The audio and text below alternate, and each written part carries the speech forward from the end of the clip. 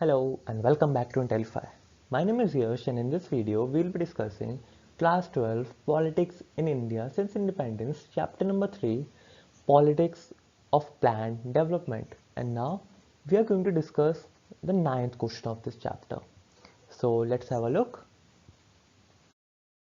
The question here says Indian policymakers made a mistake by emphasizing the role of state in the economy.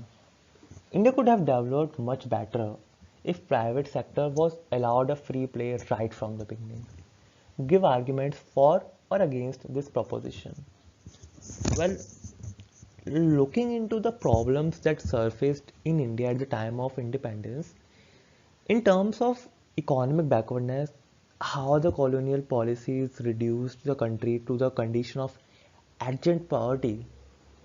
There was inequality, suffering, misery. The government could not have left the economy in the private hands, and that's government's intervention to regulate the economy.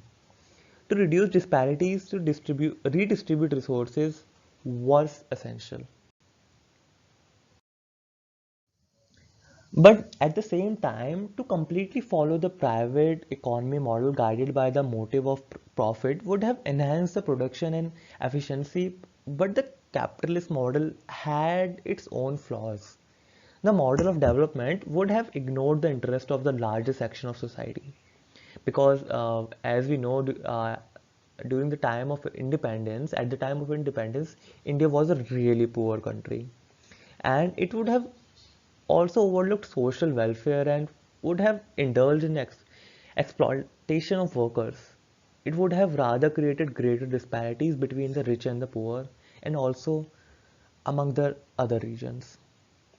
Thus, taking into consideration both the sides of our political leadership adopted a mixed economy model where both private and government sectors were to exist simultaneously.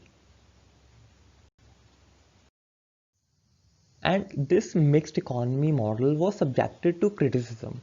It was argued that no impetus was given to the private sector to grow and that the state had created enough hurdles in the form of license Raj or permit Raj for the private sector. Also, excessive state control led to inefficiency, excessive bureaucratic control, and corruption. This government intervention ended up creating a new middle class that enjoyed the privileges of high salaries without much accountability. Lastly, the mixed economy model did not help in reducing poverty. It rather brought stagnant economic growth. However, considering the circumstances existing at the time, one would argue that both the private and public sector's model of development had their own flaws, and that the planners and leaders acted in the larger interest of the society by adopting a mixed economy model. My name is Yash. Hope you understood well. Thank you.